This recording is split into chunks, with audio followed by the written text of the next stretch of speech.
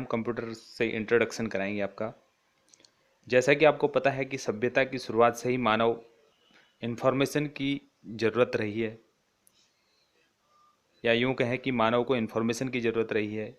इसलिए वह समय समय पर अपनी सूचनाओं को एकत्र करने, वह उन सूचनाओं के आधार पर सही और उचित निर्णय लेने के लिए नए और विकसित तरीकों को खोजता रहा है। सूचना की आवश्यकता व महत्वपूर्णता के कारण सबसे पहला आविष्कार कागज और कलम का हुआ। जैसे जैसे मानव का विकास होता गया, वैसे वैसे उसने शहर, राज्य, देश बनाए और उन देशों के बीच व्यापार वाणिज्य के कारण विभिन्न संबंध बने। और आज केवल व्यापार और वाणिज्य ही नहीं, बल्कि जीवन की लगभग हर सूचना का इंटरनेट के माध्यम से इन देशों के बीच आदान प्रदान हो रहा है। कृषि क्रांति, औद्योगिक क्रांति के बाद आज हम सूचना क्रांति के युग में आ चुके हैं। पहले सूचनाओं को मिट्टी के बर्तनों पर चित्रात्मक रूप में शब्दों के रूप में लिखा जाता था। फिर कागज और कलम के विकास ने इस पर विभिन्न सूचनाओं को स्टोर करने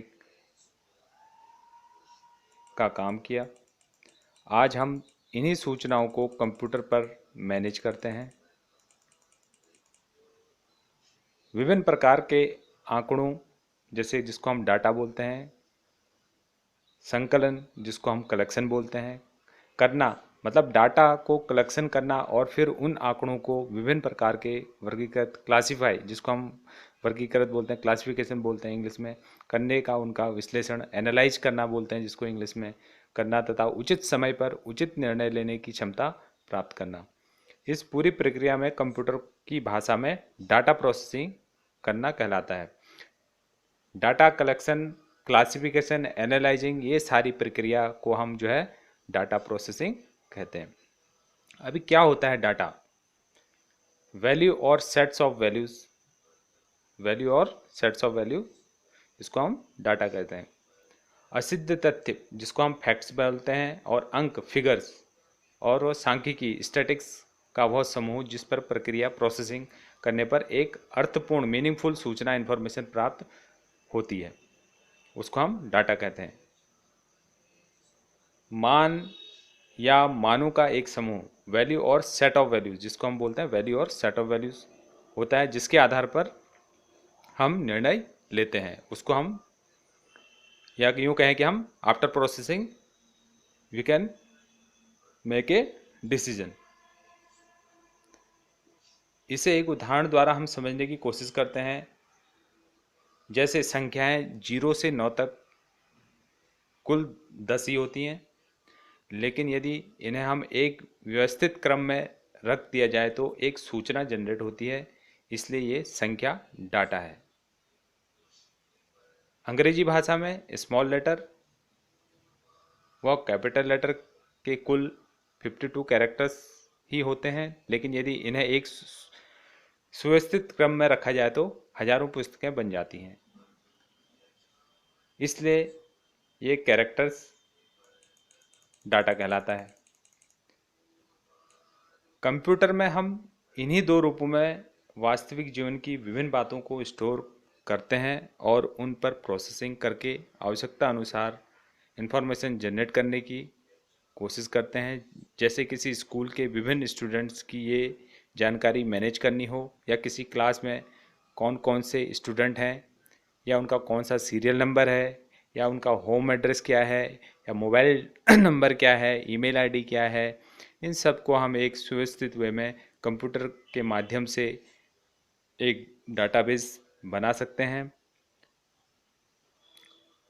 0 से 9 के अंकों के समूह के रूप में जिसको हम एक्सप्रेस करते हैं, स्टूडेंट का नाम और पता कैरेक्टर के एक सुव्यवस्थित समूह के रूप में एक्सप्रेस किया जाता है। जब 0 से 9 तक के कुछ अंकों को एक समूह में व्यवस्थित किया जाता है, तब किसी स्टूडेंट का एक सीरियल नंबर बन जाता है, और जब वो विभिन्न कैरेक्टरिस्टिक को एक समूह में व्यवस्थित किया जाता है तो उस स्टूडेंट का नाम और एड्रेस बन जाता है। तो इसी को हम बोलते हैं इंफॉर्मेशन प्रदान करना। अभी नेक्स्ट है हमारा प्रोसेसिंग जनरेटिंग रिजल्ट। अभी कैसे आपने इतना आपने 0 से 9 तक और ए से जो है जेड तक अल्फ़ाबेट्स को आपने प्रोसेस करने के बाद में किस तरह से आपका जनरेट हुआ रिजल्ट आपका उस पर बात करते हैं। डाटा जैसे कि अक्षर, अंक, सांख्यिकी, स्टैटिक्स या किसी चित्र को सुव्यवस्थित करना या उसकी कैलकुलेशन या प्रोसेसिंग कहलाता है।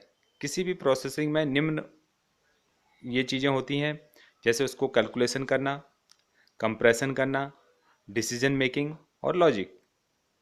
मान लो किसी मान को जोड़ना, घटाना या गुणा करना, भाग देना आदि। कोई मान बड़ा या छोटा, शून्य, पॉजिटिव या नेगेटिव के बराबर आदि। किसी कंडीशन के आधार पर निर्णय लेना, आवश्यक परिणाम को प्राप्त करने के लिए अपनाया जाने वाला स्टेप। इस क्रम को हम प्रोसेसिंग या रिजल्ट जनरेटिंग कहते हैं।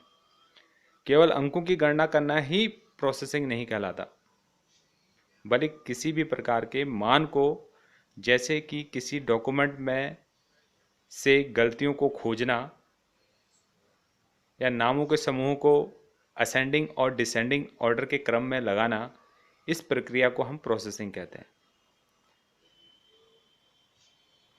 कंप्यूटर में कीबोर्ड से जो भी डाटा इनपुट किया जाता है, उस डाटा का तब तक कोई अर्थ नहीं होता जब तक कि कंप्यूटर द्वारा उस डाटा पर किसी प्रकार की प्रोसेसिंग ना की जाए। जैसे उदाहरण के लिए कंप्यूटर RADAHA या VAMACE या USDC, ये 5 या 4 अक्षर अलग अलग इनपुट किए जाते हैं, इसलिए ये सभी अक्षर रॉ डाटा कहलाता है या रॉ डाटा के समान होता है।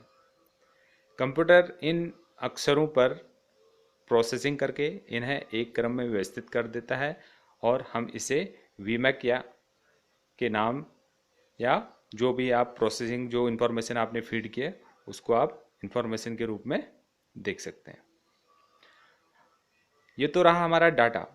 जैसे कि मैंने पहले ही बताया कि डाटा क्या है, facts, the collection of facts या रॉ डाटा, ये आपका जो है डाटा कहलाता है। और the processing data making a sense, it is called information.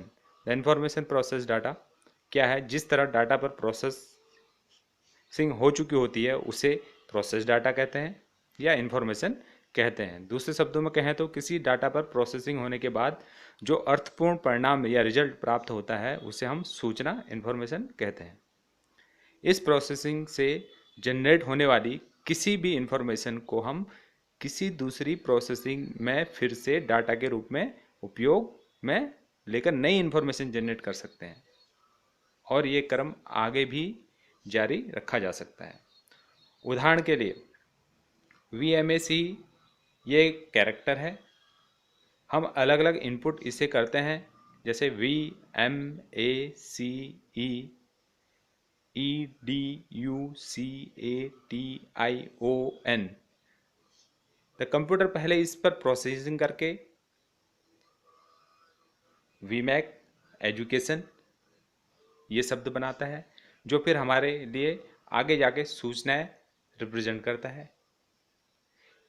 इस तरह से हम